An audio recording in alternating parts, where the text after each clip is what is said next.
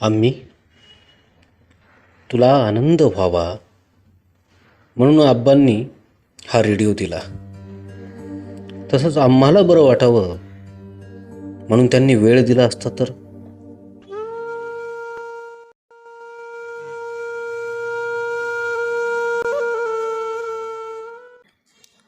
सकाळचे 7 वाजले होते.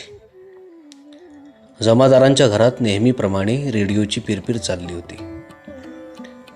शन्नूबेन चपात्या लाटत होती. सारा आणि दानिया शाळेला जायची तयारी करत होत्या. चपात्या भाजता भाजतात शन्नू एका हाताने रेडिओचं बटन फिरवत होती. तिला हवं ते स्टेशन सापडत नव्हतं. रहने दे ना आम्ही, काय को सुबह सुबह उस रेडिओ की कटकट, दुनिया वैतागून म्हणाली. वय चुप, किती छान छान गाणी लागतात सकाळी सकाळी. और इस रेडिओ को तू कुछ मत कहा कर. तुझ्या आबूंनी खास माझ्या वाढदिवसाला दिलाय बघतो. मला गाणी ऐकायची खूप भारी आवड आहे म्हणून खास कोल्हापूरवरून आणलाय त्यांनी.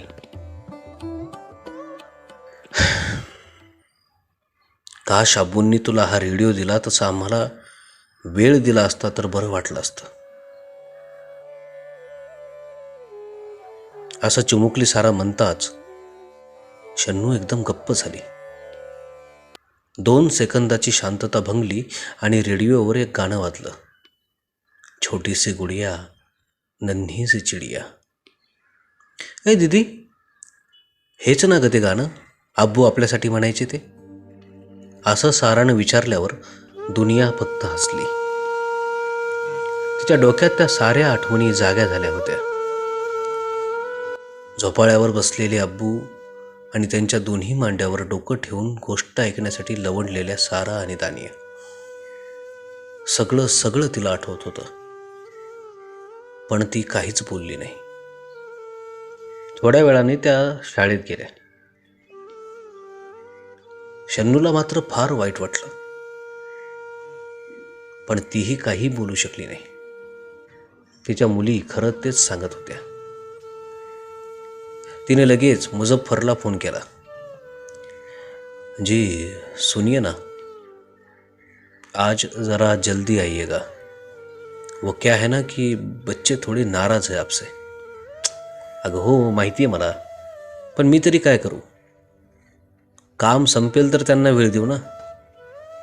पण तू काळजी करू नकोस, आज मी त्यांना खूप खुश करेन. असं म्हणून त्याने फोन ठेवला. तो रात्री 9च्या दरम्यान परत आला. तो आल्यावर दोन्ही मुली लगेच आत निघून गेल्या. शन्नूने त्याच्याकडे पाहिलं तेव्हा त्याने हातानेच थांब म्हणून इशारा केला. त्याच्या हातात एक मोठी पिशवी होती. ती घेऊन तो मुलींजवळ गेला. दानू, सारा, बघा मी काय गंमत आणली आहे. आम्हाला नाही बघायची. अरे देखो तो सही. ये देख सारा, मैं तेरे लिए क्या लाया हूँ, टेडी बियर. और दानू, ये देख तेरे लिए पीली चॉकलेट. तुम्हें पसंद है ना? देख बहुत सारी लाया हूँ. तुम्हें है ना पसंद? नहीं अब्बू, मुझे नहीं पसंद. मुझे अच्छी नहीं लगती है चॉकलेट. जर या दुनियेत चॉकलेट नसतं तर तुम्ही मला जवळ घेतलं असतं, मला वेळ दिला असता. आता या चॉकलेटमुळे तुम्ही माझ्यापासून दूर झालात. तुम्हाला वाटतं की चॉकलेट दिलं की राग शांत झाला.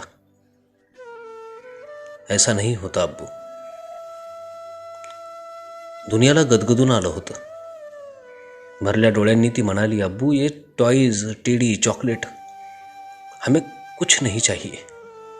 हमें सिर्फ आप चाहिए हो. आपका इतना सा वक्त चाहिए. बारीक हात दाखवत सारा पुटपुटली. मुझफ्फरला त्या दोघींचं बोलणं ऐकून खूप भरून आलं होतं. खरंच कामाच्या रेटात स्वतःला सिद्ध करण्याच्या नादात आपण काय काय गमावले याची खबरच नाही लागली रे. त्याचं काळीच वरडत होतं. त्याने लगेच त्या दोघींना कुशीत घेतलं. त्यांच्या डोक्यावरून हात फिरवत तो बोलू लागला, माफ करना मेरी नन्ही परी हो. मी तुमचाच आहे, तुमच्या जवळच राहणार आहे.